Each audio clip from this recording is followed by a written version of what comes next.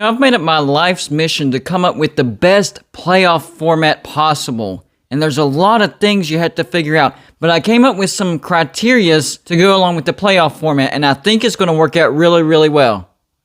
Let's go.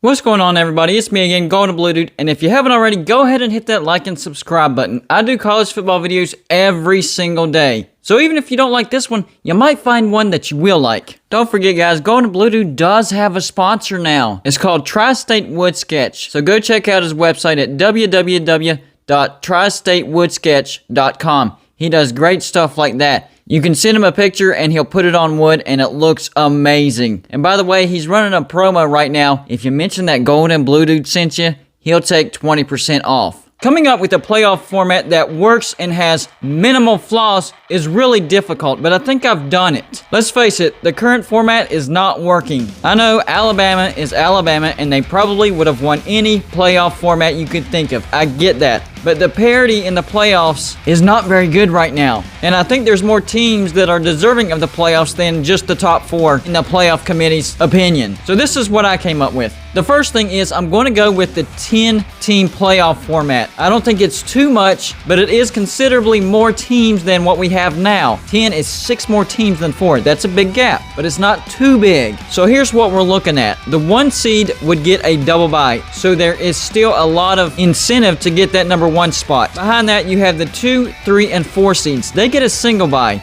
so there's a reward for that as well. So it's not, you get in and, oh, we were going to get in anyway, so we're going to take a break and take these last few games off. No, you want those top 4 spots to get the single bye or the double bye. Here's what the first round would look like. There's 3 games. The 7-8 matchup is the first game. The winner of that would play the 4 seed. Then the winner of that would play the 1 seed. After that, we have the 10-5 matchup. The winner of that would play the 3 seed. And finally, the 9-6 matchup. And the winner of that would play the 2 seed. Now, here's what I think. I think the Power 5 champions should not get an automatic bid. How many flukes have we seen in a conference championship? We saw it last year. Oregon beating USC. That was a joke of a conference championship game. For one thing, Oregon shouldn't have been there, but Washington couldn't play, and they ended up with multiple losses to end the season. So yeah, don't do the auto bids. You're going to end up with a team that has 3 or 4 losses getting to the playoffs, and that's just plain stupid. Here's the next criteria, and I think it's one of the biggest mistakes that the playoff committee came up with, and that's incorporating the bowls into the... I think you give those to the best teams that did not make the playoffs. And trust me, there's a lot of really good teams that are not going to make the playoffs. Those bowls are going to be pretty good games to watch. I think that's a win-win situation for the bowls and the playoffs and all the teams involved. Here's the last criteria. The best or highest ranked group of 5 team gets an auto bid if they have no more than 1 loss and they're ranked in the top 10.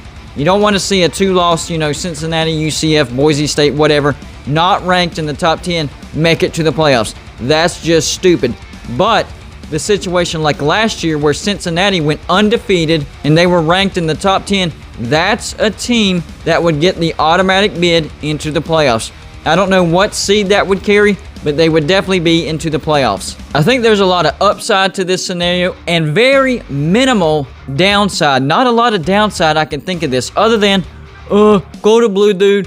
There would be more games. You'd have to cut out weeks of this or conference championships. Number 1, I really wouldn't have a problem with cutting out conference championships, but I do think they do serve a purpose. Next thing is, for the 1 seed, you're not adding any games at all. The next 3, you're only adding 1 more game. Now, it's those first 3 games where you are adding 2 more games. But trust me, those teams will be willing to put up with 2 more games if it gives them a shot to get to the national championship. And even if they don't get to the national championship, the national exposure that they're going to get in the playoffs will more than make up for an extra game or 2. So really, there's no excuse. And if we're really being honest, the really elite players that are going to move on to the NFL, this will prepare them for that longer schedule in the NFL. So honestly, I don't see much downside to this at all. I think it's the perfect scenario.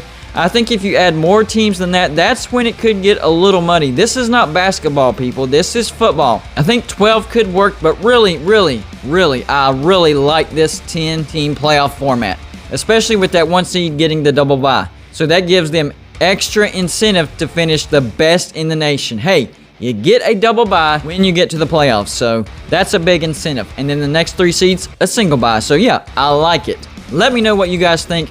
That's all I got for you for this show. Like and subscribe if you haven't already, and I'll see you on my next show.